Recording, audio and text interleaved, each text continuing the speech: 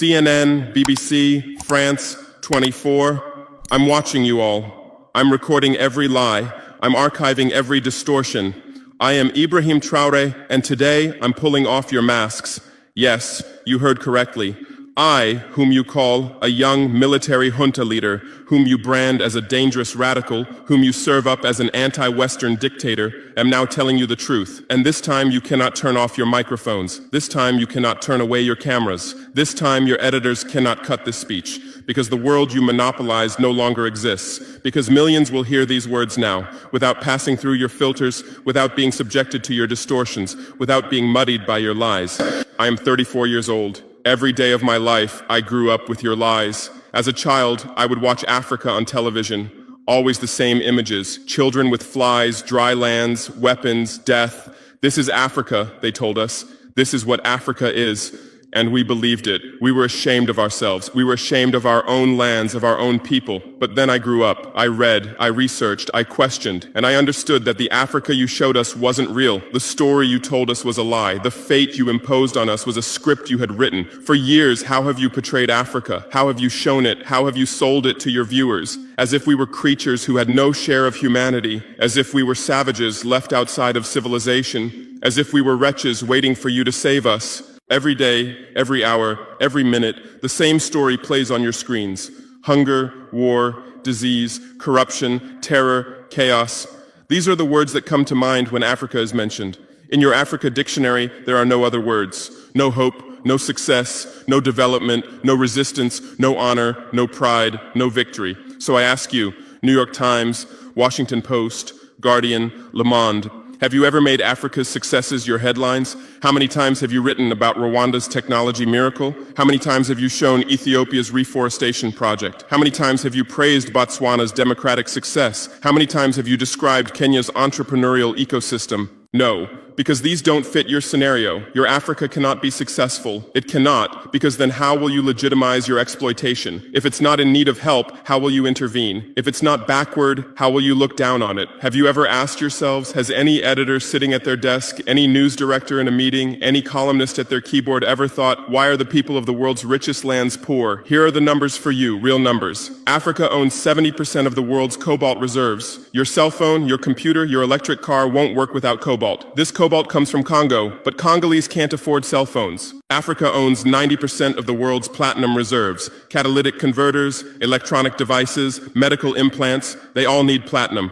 This platinum comes from South Africa, but South Africans are crushed by unemployment. Africa provides 30% of the world's gold production. Mali, Burkina Faso, Ghana, Tanzania. Gold flows like rivers from our lands. But our people swim in poverty. Africa supplies 65% of the world's diamond production. Botswana, Angola, Congo, Sierra Leone, billions of dollars worth of diamonds are extracted, but our miners live on $1 a day. Africa owns 35% of the world's uranium reserves. Niger, Namibia, South Africa. Nuclear plants run on our uranium. Paris lights burn with our uranium, but our villages have no electricity. And you still ask, why is Africa poor? No, the right question is, how was Africa kept poor while being so rich? Here's your answer. Colonialism didn't end. It changed shape. You used to come and occupy our lands. Now you come and establish companies. You used to take by force. Now you make agreements. You used to rule with the whip. Now you rule with credit. Let me give you concrete examples. With numbers, names, dates, but you'll never write about these. Glencore, Swiss-based mining giant, extracting cobalt in Congo. 2022 revenue, $256 billion, a tax paid to Congo, $500 million, that's 0.2%. Is this justice? Rio Tinto, British-Australian mining giant, extracting bauxite in Guinea, 20 million tons annually. What's left for Guinea? Environmental pollution and cancer. Total, now Total Energies, French oil giant, extracting oil in Angola, Nigeria, Congo. 2022, profit, $36 billion investment in Africa, dirty pipelines, Anglo-American, founded in South Africa but now in London. Diamonds, platinum, iron, taking everything. What it left in South Africa? 6 million unemployed miners. And these are just the tip of the iceberg. What about the invisible, the secret deals, the offshore accounts, the transfer pricing tricks? Every year, $88 billion in illegal money flows out of Africa. Who writes about this? Every year, $45 billion in aid comes to Africa. Everyone writes about this, but no one says Africa is not the continent receiving aid, it's the continent giving aid. While you zoom your cameras on swollen bellies, there is a huge system working silently in the background. Every day, tons of gold, diamonds, cobalt, uranium, oil leave our land. But how? Here is the system. Step 1, create corruption, bribe our leaders, open offshore accounts, promise them a life of luxury, send their children to your schools. Step 2, make deals, get 50-year, 99-year concessions, ask for tax exemptions, be exempt from environmental rules, ignore labor rights. Step 3, control the infrastructure. Take over ports, airports, railways, but only from the mine to the harbor. Don't build roads to the villages. Don't bring electricity to schools. Step 4, provide security. Set up private security companies. Arm them. Declare protesting. Step 5, silence the media. Buy local journalists. Suppress opposing voices. Serve internal unrest news to international media. And this is how the system works. It's been working like this for 100 years, and you don't see this system. You don't want to see it, because you're part of the system too. Who are the biggest advertisers of New York Times, CNN, BBC, oil companies, mining companies, arms companies, pharmaceutical cartels, the companies that exploit Africa? You live on their money, you defend their interests, and what I'm about to tell you might cost me my life, but it's no longer time to be silent. France's system in Africa is the CFA franc. 14 African countries still use French colonial currency. 50% of these countries' central bank reserves sit in the French treasury. France applies negative interest to this money, so we pay France to use our own money. Through this system, France transfers $500 billion worth of resources from Africa every year. Does anyone write about this? No. But when France gives Africa 10 billion euros in aid, it makes headlines. Britain's system is more sophisticated. London is the world's money laundering center. City of London, offshore paradise. Every penny stolen from Africa passes through London. Jersey, Guernsey, Cayman Islands, Virgin Islands, all under British control. Africa's wealth hides there. America's system is AFRICOM. Africa Command, 46 military bases on the continent. Official purpose, security. Real purpose, resource control. Drones in our airspace every day, listening devices everywhere. They say fighting terrorism, but it's not terrorists. It's people's leaders who are targeted. China is the new player, says win-win, builds infrastructure, gives credit, but in exchange for what? 99-year port concessions, mining rights, agricultural lands, debt-trap diplomacy, ask Sri Lanka, ask Zambia, and you write about none of this. Why? Because you're not free press. You're corporate press. Your bosses are billionaires. Jeff Bezos bought Washington Post. Why? For love of journalism? Rupert Murdoch's media empire, Fox News, Wall Street Journal, The Sun, The Times, all from the same hand, all giving the same message. West is good, others are bad. Carlos Slim is the largest shareholder of New York Times, Mexican billionaire. Where's his wealth from? Monopolized telecommunications, got rich off Latin America's back, now controls America's most respected newspaper. And you claim to do independent journalism? Who are your editors? Which schools did they graduate from? Harvard, Yale, Oxford, Cambridge?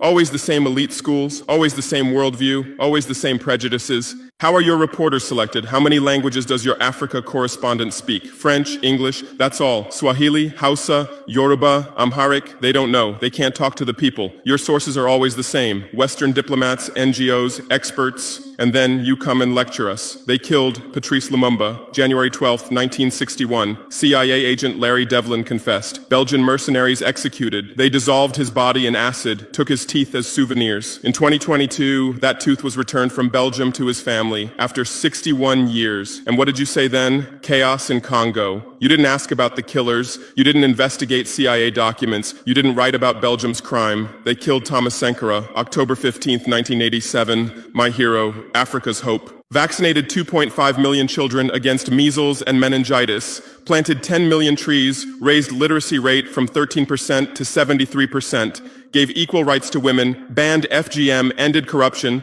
sold Mercedes cars, used Renault 5, rejected IMF and World Bank. And most importantly, he said, we will not pay Africa's debts. We didn't make those debts. The puppets before us made them on behalf of colonizers. That's when he had to be killed, and they killed him. Who killed him? His best friend, Blaise Compaoré. With whose support? France. Want proof? Look at the Focart archives. Jacques Faucard, France's Africa Affairs advisor. Everything is written there. And what did you say? Military coup in Burkina Faso. You didn't write about Sankara's dreams. You didn't tell about his projects. You didn't show his successes. You just said, another dictator died, Muammar Gaddafi. Yes, he was a dictator. Yes, he was ruthless. But what had he done in Libya? Per capita income $12,000, Africa's highest, literacy rate from 25% to 87%, life expectancy from 51 to 74, free healthcare, free education, $50,000 for newlyweds, interest-free loans for homebuyers, $5,000 for new births, gasoline 14 cents per liter, great man-made river, irrigation project to green the desert, and Gaddafi's real crime, dream of United States of Africa, African Central Bank project, African Investment Bank, African Monetary Fund, and most dangerous, gold dinar, refusing to sell oil for dollars. October 20th, 2011, lynched in Sirte, Hillary Clinton laughed. We came, we saw, he died. Now look at Libya. 3 different governments, endless civil war, ISIS, Al-Qaeda running wild slave markets exist. Even CNN showed in 2017, oil being looted, weapons depots emptied, spread across Sahel. Do you call this democracy? Do you call this freedom? Do you call this success? And whose turn is it now? The Sahel, Mali, Niger, Burkina Faso. You want to make us Libya too. You want to make us Syria. You want to make us Iraq. But not this time, because we've awakened, because we've learned, because we've united. Operation Barkhane, France's Sahel adventure, 2013-2022. Official purpose, fighting terrorism. Real purpose, resource control, 5 through 100 French soldiers. €1 billion annual budget. What's the result? 2013, 500 terrorists in Mali. 2022, 5,000 plus terrorists in Sahel, 10-fold increase. What kind of success is this? But what were French soldiers doing? Protecting Niger's uranium mines for Areva, Orano, securing oil pipelines for total controlling ports and railways for Bolloré, and fighting terrorism? No, the opposite. Terrorists couldn't come within 50 kilometers of French soldiers, but they could easily burn our villages. Why? Because chaos served their purposes. If there's chaos, they could stay for security reasons. MINUSMA, UN peacekeeping force. In Mali, 15,000 soldiers, 1.2 billion annual budget. 10 years, result, 300 plus. UN soldiers died. Thousands of civilians died. Terror didn't decrease, it increased. And now you say Wagner is dangerous. Russians are taking over Africa. Wagner came, 1,000 soldiers. What happened in 6 months? Terrorists fled, villages are safe, mines are working, people are at peace. What's the difference? Wagner is an ally we invited. France is an occupier who came by force. Wagner follows the agreement. France blackmails, Wagner brings results. France produces excuses, but you don't write the truth. You say Russian mercenaries. Well, what is French Légion étrangère? Aren't they mercenaries? What is American Blackwater Academy? What is British G4S? What is Israeli Black Cube? They are security companies. Wagner is a threat. Why? Because Wagner isn't yours. And the terrorism issue? Who created this terror? Who founded Al-Qaeda? 1980s, Afghanistan, CIA, Pakistan ISI, Saudi money, against Soviets. Bin Laden was CIA's man. You called them freedom fighters. Who supported Taliban? Again, you. Heroic mujahideen against Soviet occupation. You gave weapons, gave money, gave training, then you lost control. How was ISIS born? 2003, Iraq invasion. You toppled Saddam. You disbanded the army. You banned Ba'ath Party. You tortured in Abu Ghraib, and those people became ISIS. Then Syria. You said Assad must go. You said moderate rebels. You gave weapons. Those weapons went to ISIS, went to al-Nusra. You destroyed Libya. Who looted Gaddafi's weapon depots? Where did those weapons go? To Mali, to Niger, to Burkina Faso, to Nigeria, to Chad? Who strengthened Boko Haram? In 2009, Nigerian police killed their leader Mohammed Yusuf. Extrajudicial execution. What did you say? Nothing. Where were your human rights organizations? Silent. Then revenge started. Boko Haram radicalized. But where did they find weapons? From Libya that you destroyed. And now you come to lecture us about fighting terrorism. You're helping us clean up the monsters you created? No, we've seen the game now. Terror is your Trojan horse. You come with the excuse of terror, you stay, you exploit. But it's over now. We'll provide our own security, we'll fight with our own methods, and we'll win. Because we are the children of this land. We know this land, we know these people. We can distinguish terrorist from villager. We don't fight from drones, from satellites, from 10,000 kilometers away like you. And we're winning. In Mali, in Niger, in Burkina Faso, terror is ending. Villages are safe. People are hopeful. Because now our own army, our own police are fighting, not for foreigners, but for the people. But you can't digest this. You say democratic backsliding. You say human rights violations. Which democracy? Which human rights? How many people are detained without trial in Guantanamo? What happened in Abu Ghraib? Who did you kill in Bagram? Who did you torture in CIA's black sites? Why is Julian Assange in prison for exposing your war crimes? Why did Chelsea Manning spend years in prison for leaking the truth? Why is Edward Snowden a fugitive for revealing you spy on everyone? And you lecture us about human rights.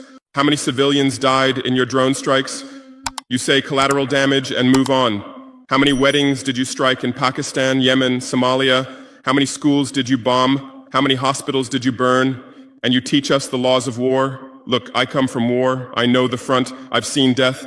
I've carried wounded soldiers. I've consoled mothers of martyrs. And I tell you, a real soldier protects his people. A real soldier doesn't harm civilians. A real soldier fights with honor. Your mercenaries, your drone pilots, your special forces, they're not soldiers. They're killers. They kill people by pressing buttons from 10,000 kilometers away, then go home and play with their children. We don't fight like that. We look our enemy in the face. We protect civilians. We fight with our honor. We die with our honor. And we'll win. Because the righteous win. Because those who fight with their people win.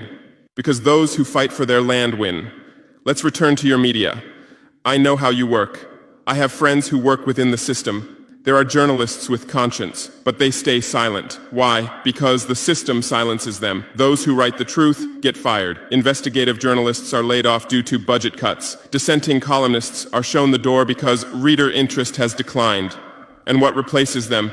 Experts from think tanks, NGOs, universities, all saying the same thing, all defending the same thesis. West is good, Africa is bad.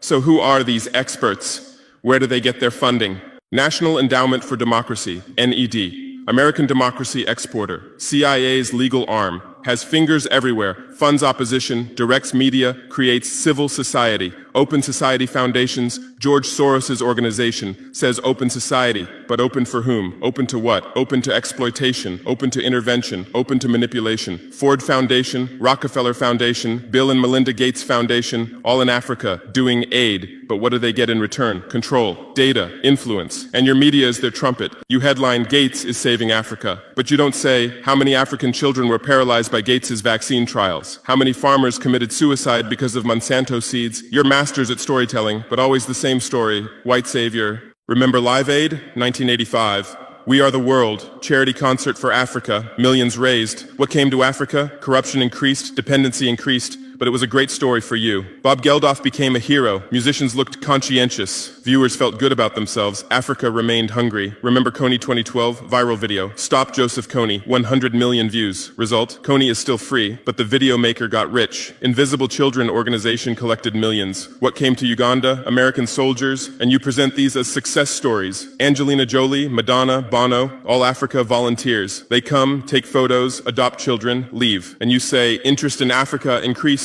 What interest? Whose interest? Interest for what? Madonna adopted from Malawi. You made headlines. But 100 children die from malaria every day in Malawi. You didn't write that, because that news doesn't sell. Bono became Africa's spokesperson, raised billions with U2 concerts, but moved his company to Netherlands to avoid taxes. Money stolen from Africa also passes through Netherlands. Did you write about this? George Clooney campaigned for Darfur, said save Darfur. Result? Sudan split. Oil remained in South Sudan. South Sudan is now in civil war. Who's getting the oil? Take a guess. And you always present these as humanitarian aid. But these are imperialism's soft face. These are exploitation's PR. Let me give you real numbers. Every year, 134 billion in aid and investment comes to Africa. Every year, 192 billion in resources leave Africa, net loss, $58 billion every year. But you only write about the incoming $134 billion.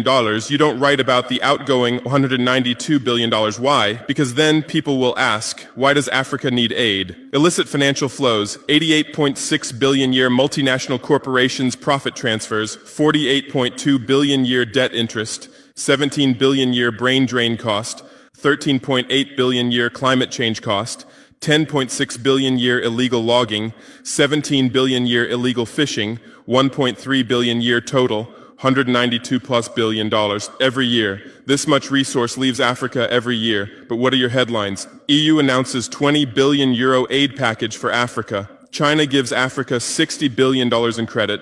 America grants Africa $8 billion.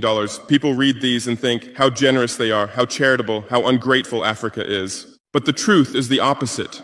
Africa is financing your standard of living. Africa is subsidizing your prosperity. Africa is making your technology possible.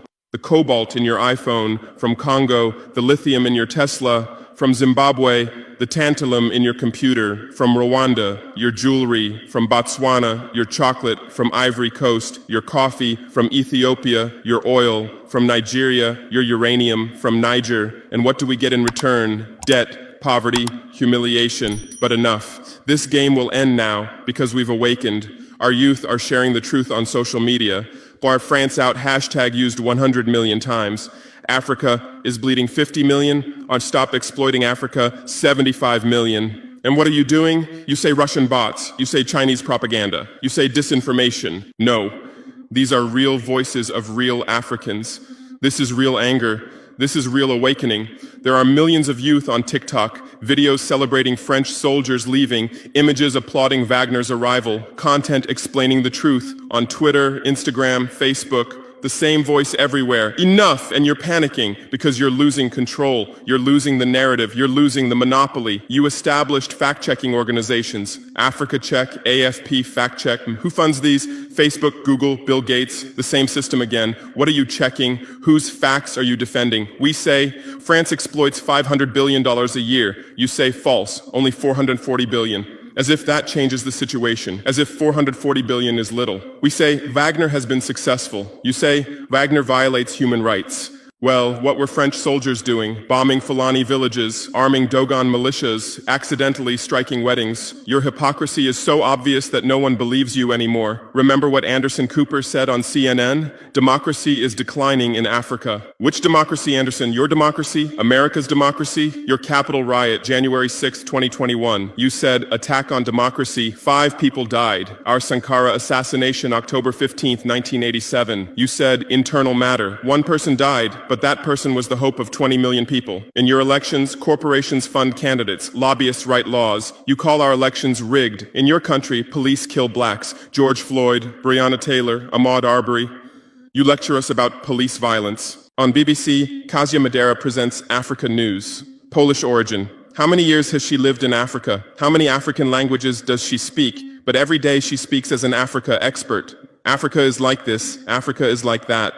On France 24, cameramen, editors, producers, most are French. Even Africa correspondents are mostly French, and they do objective journalism. Even Al Jazeera. Qatar funds it. What business does Qatar have in Sahel? But every day they report Sahel crisis.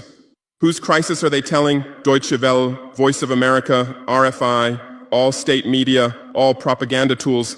But they play the role of independent media, and our local media, most are sold out. Most are cowards, most are dependent. Lepay's newspaper in Burkina Faso, who's the editor? Where did he get his education? Where does he get his funding? Who are his advertisers? We know the answers, all tied to the same system, all serving the same master. But a new generation is coming. Bloggers, YouTubers, podcasters, they have no masters, they have no fears. James Coco, Natalie Yam, Kemi Seba, they have millions of followers. They tell the truth, they expose the system, and you label them as extremists. You try to shut down their Twitter, you restrict their YouTube, but in vain. Truth cannot be stopped. You close 1 channel, 10 open. You silence 1 voice, 1,000 rise. Here's my final message to you. Your lies are ending. Your empire is collapsing. Your monopoly is breaking. And what's replacing it? Truth, justice, freedom. Africa is no longer your story. Africa is writing its own story, filming with its own camera, telling in its own language. And in this story, you're not heroes, not saviors, not benefactors. In this story, you're the guilty ones, colonizers, liars, thieves. But you still have a chance. You can still change. You can still stand on the right side. There are journalists with conscience among you. I know. I recognize them. We talk. I call out to them. Gather your courage. Write the truth. Rebel against the system. You might get fired. You might become unemployed. You might be threatened. But you'll be on the right side of history. You'll look at your children's faces without shame. Your conscience will sleep peacefully. And Africa won't forget you. Africa remembers its friends and its enemies. Be like Edward Snowden, be like Julian Assange, be like Daniel Ellsberg, stand with the truth, or continue with your lies, continue with your blindness, continue with your complicity, but know that your end is coming. Your viewers are decreasing, your credibility is eroding, your power is depleting. The new generation doesn't believe you, the new generation doesn't listen to you, the new generation rejects you, and that new generation in Africa is 600 million people, 60% under 25 years old, educated, connected, angry. They are my army, they are my weapon, they are my victory, and with them we're building a new world, a world without lies, without exploitation, without humiliation. In this world, Africa will be free, Africa will be strong, Africa will be a leader. And you'll remain just as a bad memory, a shameful footnote, a cautionary example.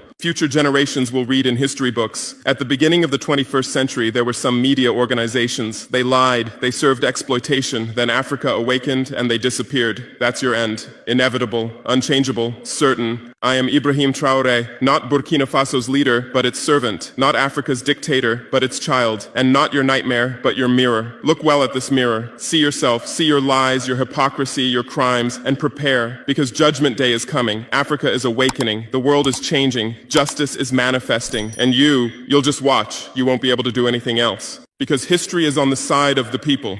Truth is on the side of the oppressed. God is on the side of those who persevere. And we persevered. We persevered for 500 years. Now it's time for victory. Your lies are finished. Your masks have fallen. Your game has ended. Africa is free. Africa is strong. Africa is victorious forever.